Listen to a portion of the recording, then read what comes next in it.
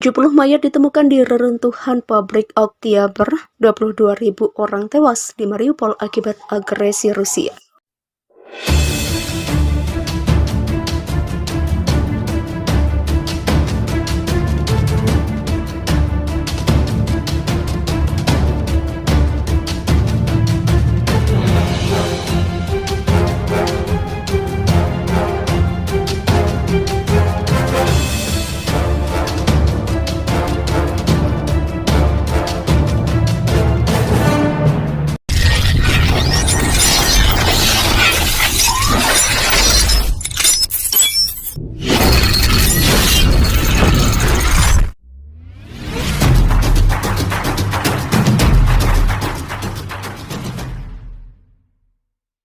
Pekerja Kementerian Situasi Darurat Rusia mengevakuasi mayat yang ditemukan di bawah reruntuhan di wilayah bekas pabrik Oktyabr di Mariupol, Ukraina. Sekitar 70 mayat ditemukan di bawah reruntuhan di wilayah bekas pabrik Oktyabr di Mariupol, Ukraina yang kini dikuasai pasukan Rusia. Penasihat Wali Kota Mariupol, Petro Andriushchenko mengatakan mayat-mayat tersebut ditemukan oleh pekerja Kementerian Situasi Darurat Rusia saat memindahkan puing-puing di Jalan Kuyensi. Alasannya sama, orang-orang terhalang oleh bangunan yang runtuh setelah penembakan itu. Demikian kata Petro Andriushchenko di Telegram. Andriushchenko mengatakan mayat telah dikemas dalam kantong plastik dan dibawa untuk dimakamkan di kuburan massal di desa Stary Krim. Tidak ada identifikasi yang dilakukan. Penduduk setempat mengatakan tidak ada yang bisa diidentifikasi mengingat kondisi mayat-mayat itu. Berapa banyak situs pemakaman yang ditinggalkan oleh bom Rusia di Mariupol yang selanjutnya akan ditemukan? Beberapa, lusinan, ratusan, ujar Andriushchenko menekan.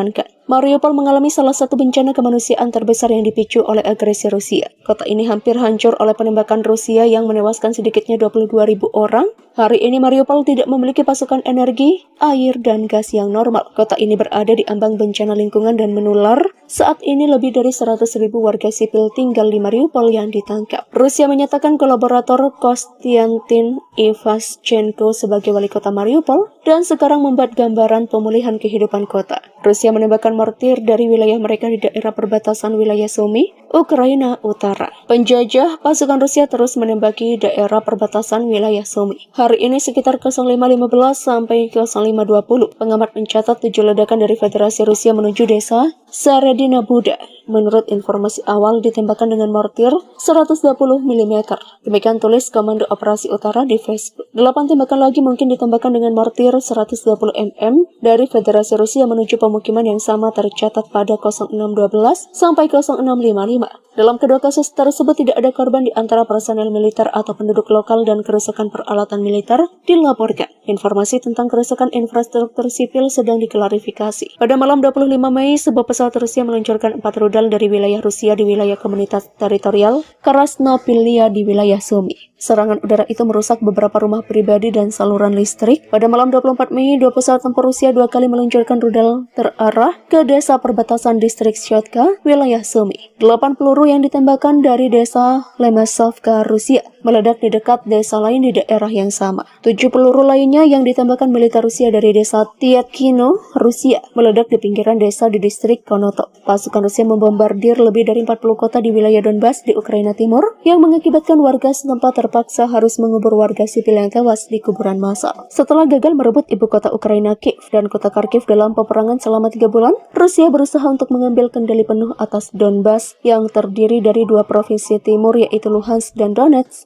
yang diklaim Rusia telah dikuasai separatis. Saat ini Rusia telah mengerahkan ribuan tentara ke wilayah Donbas, menyerangnya dari 3 sisi dalam upaya untuk mengepung pasukan Ukraina yang bertahan di kota Severodonetsk dan kota Lysychansk. Kejatuhan 2 kota ini akan membuat seluruh provinsi Luhansk berada di bawah kendali Rusia yang jadi tujuan utama perang Kremlin. Para penjajah menembaki lebih dari 40 kota di wilayah Donetsk dan Luhansk. Mereka telah menghancurkan 47 situs sipil termasuk 38 rumah dan sebuah sekolah. Akibat penembakan ini 5 warga sipil tewas dan 12 lainnya luka-luka. Demikian kata Satuan Tugas Gabungan Angkatan Bersenjata Ukraina di Facebook. Sementara itu, Gubernur daerah Luhansk Serhiy Gaidai mengatakan bahwa polisi di Lysychansk sedang menguburkan mayat warga sipil di kuburan massal. Sekitar 150 orang telah dimakamkan di kuburan di satu distrik, kata Gubernur Gaidai. Keluarga dari orang orang-orang yang dikubur akan dapat melakukan pemakaman kembali setelah perang, dan polisi mengeluarkan dokumen yang memungkinkan warga Ukraina untuk mengamankan sertifikat kematian bagi orang yang mereka cintai. Demikian kata Gaidai. Sementara itu, kantor Presiden Volodymyr Zelensky pada Kamis 26 Mei mengatakan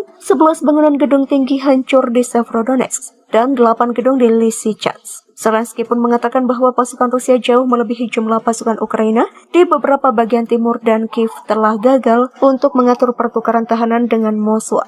Tawanan perang Ukraina yang ditahan di Republik Rakyat Luhansk dan Donetsk yang didukung Rusia berjumlah sekitar 8.000 orang, kata pejabat Luhansk, Rodion Mirosnik, seperti dikutip oleh kantor berita TASS. Pekan ini saat melakukan sesi wawancara eksklusif dengan NHK di Kiev pada Selasa, 24 Mei. Presiden Zelensky mengatakan bahwa konflik hanya bisa diakhiri dengan pembicaraan langsung antara dia dan Presiden Rusia Vladimir Putin. Pernyataan Zelensky itu dilontarkan setelah berbulan-bulan menjalani peperangan, perlawanan Ukraina terhadap Rusia tidak kunjung redup. Dunia awalnya mengira Ukraina hanya akan bertahan selama 3 hari setelah Rusia menginvasi. Namun seluruh dunia sangat terkejut karena kami tidak hanya bertempur selama 3 hari atau 30 hari, tetapi sudah 3 bulan. Demikian ucap Presiden Ukraina itu. Pada saat itu Zelensky pun mengisyaratkan bahwa perdamaian di Ukraina harus dicapai tanpa menyerahkan wilayah manapun dan menegaskan tidak akan terlibat dalam pertemuan tentang gencatan senjata dengan Rusia hingga wilayah negaranya kembali seperti sebelum invasi. Bagi seluruh warga Ukraina, kemenangan berarti merebut kembali wilayah teritorial kami, termasuk kawasan Donbas dan semenanjung Crimea. Namun sebelumnya kami harus bertempur untuk mendapatkan kembali wilayah seperti sebelum 24 Februari. Kemudian kami akan mengusulkan agar Rusia datang ke meja perundingan untuk mengakhiri perang ini. Demikian tegas dia.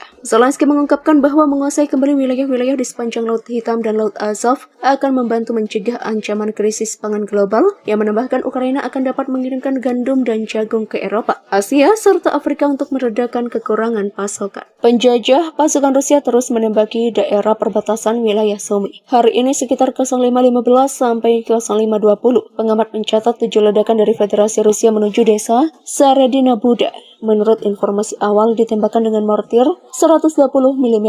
Demikian tulis Komando Operasi Utara di Facebook. 8 tembakan lagi mungkin ditembakkan dengan mortir 120 mm dari Federasi Rusia menuju pemukiman yang sama tercatat pada 06.12 sampai 06.55. Dalam kedua kasus tersebut tidak ada korban di antara personel militer atau penduduk lokal dan kerusakan peralatan militer dilaporkan. Informasi tentang kerusakan infrastruktur sipil sedang diklarifikasi. Pada malam 25 Mei, sebuah pesawat Rusia meluncurkan 4 rudal dari wilayah Rusia di wilayah komunitas teritorial Krasnopilia di wilayah Sumy. Serangan udara itu merusak beberapa rumah pribadi dan saluran listrik. Pada malam 24 Mei, 2 pesawat tempur Rusia 2 kali meluncurkan rudal terarah ke desa perbatasan distrik Shotka, wilayah Sumy. 8 peluru yang ditembakkan dari desa Lemesovka, Rusia, meledak di dekat desa lain di daerah yang sama. 7 peluru lainnya yang ditembakkan militer Rusia dari desa Tyatkino, Rusia, meledak di pinggiran desa di distrik Konotop.